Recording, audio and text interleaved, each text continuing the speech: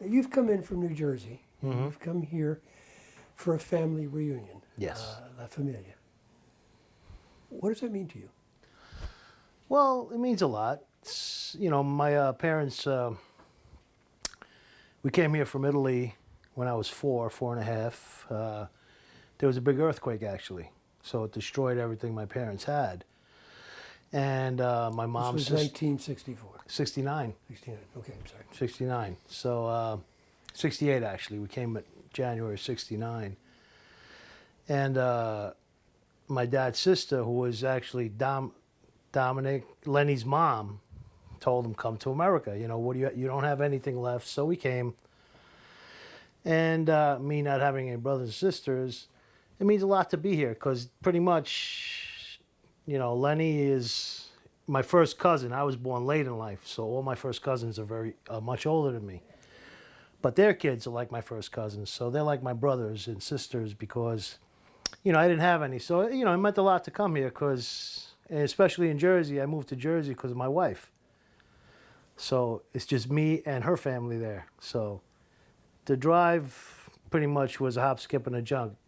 It was no problem coming here at all. Let me bring you back to 1968, 69. How did life change for you after or because of the earthquake? Well, like I said, I was young. I was 4.5. So I would guess it changed because my mom and dad had a I don't know, I guess you would call it like the town store. They sold everywhere from food to clothing. My dad had a farm, and I guess I was very well taken care of. When we came here, my dad became a shoe repairman actually, and my mom couldn't find a job because she didn't speak the language. So it changed dramatically. It went from a big lifestyle of living one way to being confined in an apartment in a new country, not speaking the language, and having to cope with new people. Have you been back since? I went back just before high school, and I should return again, but I keep saying it, I just haven't done it. What was it like going back? It was strange, because, I was 12, 13 from what I recall. It was just strange. I mean, the country is beautiful. Everything seems a lot laid back then, but it's been a long time. I went in the 70s, so I'm sure it's changed dramatically since back then. But one day I'll go. I keep saying it. Hopefully I'll listen to myself one day and go. Like I said, I don't have any brothers and sisters, so they are. So we do see each other on holidays. I do come over. They don't invite everybody. You can't have 75 people, but I'm very close to them. I feel fortunate for that.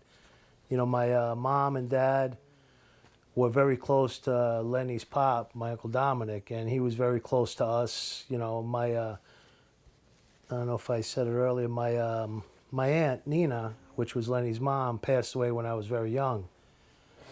So I didn't, I do recall her a little bit, but not really.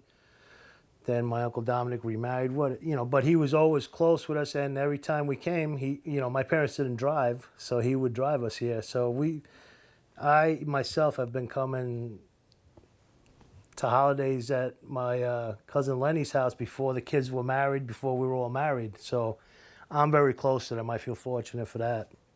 How would you characterize the Marinos?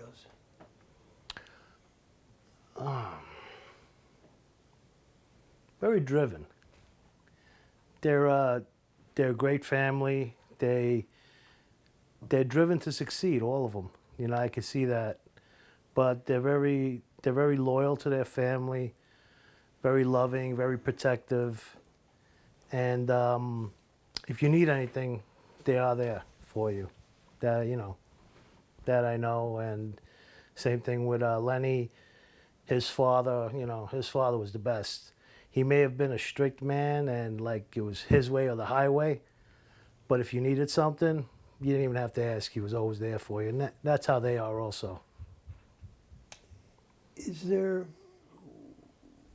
one trait that the Marinos have you wish you could pass on to your family? Intelligence. They're a very intelligent family. I would have to say that. Well, they also work very hard. Excuse me? They also work very hard, I Yes, think. yes, they do. They're very hard workers and put a lot of time into what they do. Very strong-willed. They're determined and how I can't say I'm not going to say stubborn, but if they believe in something, they will fight for it, and they will not back down from anyone. If they have strong beliefs, and they're very strong-willed people in a good way. And what else? Just very family-oriented. You know, they want to raise their kids the right way. They want their kids to be happy. They want the family to be happy, to care about other people, not only themselves, to be generous, you know, loyal, and to embrace the world, you know, try to make it a better place. Is there some family tradition that you treasure most about them?